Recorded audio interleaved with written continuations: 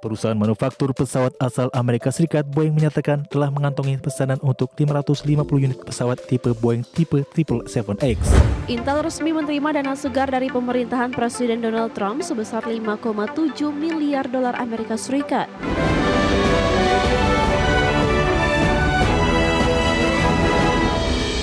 Produsen pesawat Boeing telah mengantongi pesanan lebih dari 550 unit pesawat tipe Boeing 777X untuk tahun 2026 mendatang, dan pesawat yang telah dipesan menurut rencana akan dikirimkan mulai awal tahun 2026.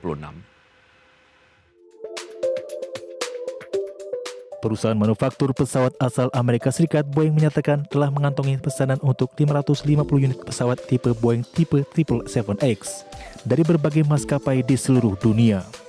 Pesanan tersebut dijadwalkan akan mulai dikirim dan beroperasi di masing-masing maskapai pada tahun 2026 mendatang. Managing Director Regional Marketing Boeing Commercial Airplanes, Dave Sculter mengatakan, pesawat jenis 777X memang didesain untuk melayani penerbangan jarak jauh.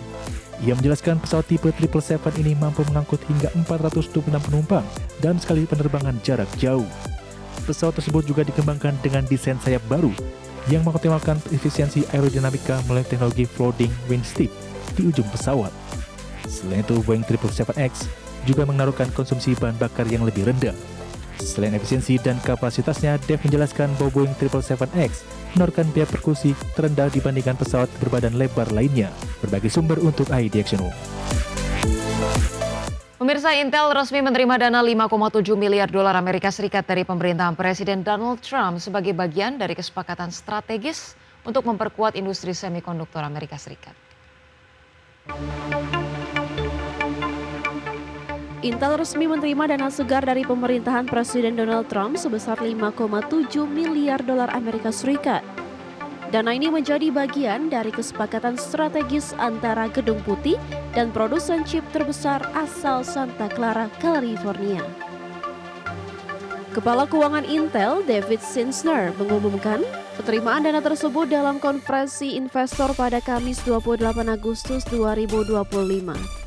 Menurutnya, Intel menerima dana ini pada Rabu malam sebagai bagian dari upaya pemerintah Amerika Serikat memperkuat industri semikonduktor domestik. Sebelumnya, Gedung Putih mengumumkan rencana untuk mengambil 10% saham Intel yang sedang menghadapi tekanan bisnis. Pemerintahan Trump juga menawarkan waran selama 5 tahun untuk tambahan 5% saham apabila Intel mengurangi porsi operasi manufakturnya di bawah 51%.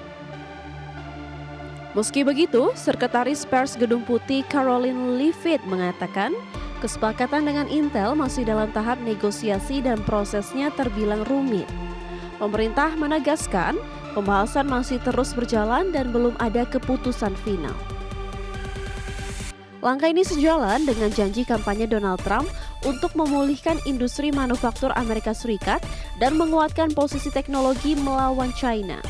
Sementara itu, Intel sendiri telah memisahkan bisnis manufaktur dan desain serta membentuk dewan terpisah untuk mengelola divisi manufakturnya. Berbagai sumber, ID Channel. Pemirsa, CrowdStrike memproyeksikan pendapatan yang lemah di kuartal ketiga tahun ini imbas insiden besar yang melumpuhkan Windows tahun lalu masih berdampak pada kerugian perusahaan hingga ratusan miliar rupiah. Perusahaan keamanan cyber CrowdStrike kembali menjadi sorotan. Setelah insiden besar yang melumpuhkan Windows tahun lalu, kini mereka memproyeksikan pendapatan yang masih lemah di kuartal ketiga tahun ini. Program insentif masih harus diberikan CrowdStrike kepada pelanggan sebagai kompensasi atas gangguan sistem yang terjadi tahun lalu.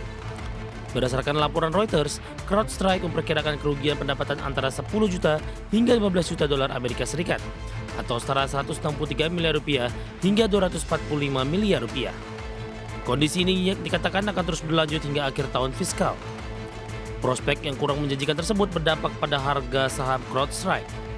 Saham perusahaan ini tercatat turun hampir 3% dalam perdagangan pasca pasar. Kepala Keuangan CrowdStrike, Burt Podberry, menyebut perusahaan masih harus melakukan pembayaran uang tunai sekitar 51 juta dolar Amerika atau 834 miliar di kuartal ketiga. Pembayaran ini masih berhubungan dengan pemadaman layanan besar pada tahun lalu. Pada Juli tahun lalu, CrowdStrike menyebabkan gangguan besar yang melumpuhkan sekitar 8,5 juta perangkat Windows dan menimbulkan kerugian lebih dari 88 triliun rupiah.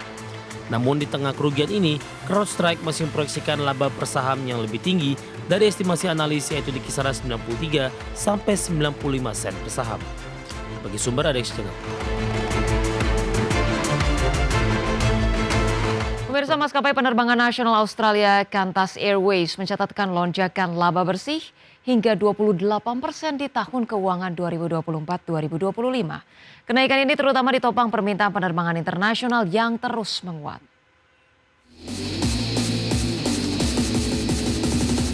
Maskapai penerbangan nasional Australia Qantas Airways mencatat lonjakan laba bersih hingga 28% di tahun keuangan 2024-2025.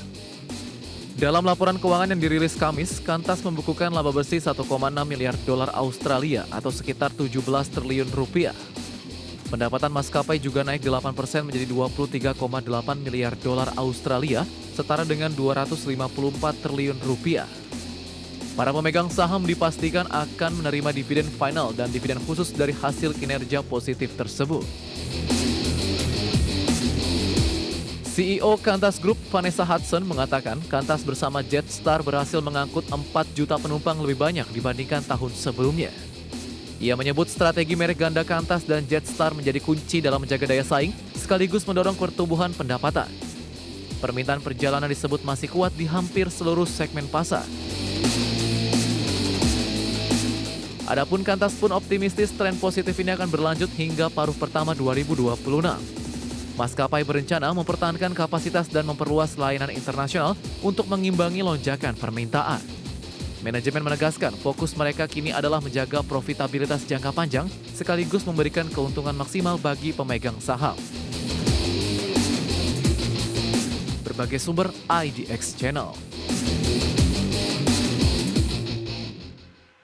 Toyota Motor Corporation mencatatkan penjualan global hampir 900.000 unit pada Juli 2025 dan angka ini menunjukkan kinerja positif selama 7 bulan berturut-turut.